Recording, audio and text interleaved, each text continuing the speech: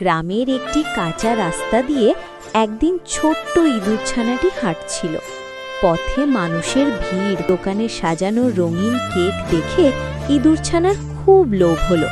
ক্ষুধার তাড়নায় সে দোকান থেকে একটি কেক নিয়ে দৌড়ে পালাতে চাইল, কিন্তু বিষয়টি দোকানদারের চোখ এড়ালো না। দোকানদার লাঠি হাতে ধাওয়া করতেই ইঁদুরছানাটি ভয়ে দৌড়াতে গিয়ে মাটিতে পড়ে গেল। কেকটি হাতছাড়া হয়ে গেল, আর দোকানদার রেগে গিয়ে তাকে লাঠি দিয়ে মারল। ব্যথার অপমানে ইঁদুরছানাটি কেঁদে কেঁদে সেখান থেকে পালিয়ে গেল।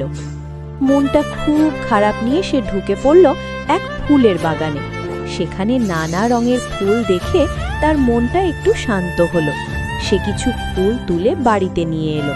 তারপর ধীরে ধীরে বসে বসে সে সুন্দর সুন্দর ফুলদানি বানাতে শুরু করলো।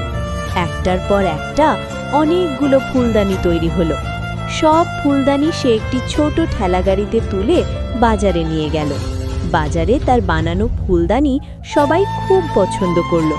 ভালো বেচাকেনা হলো, আর ইঁদুর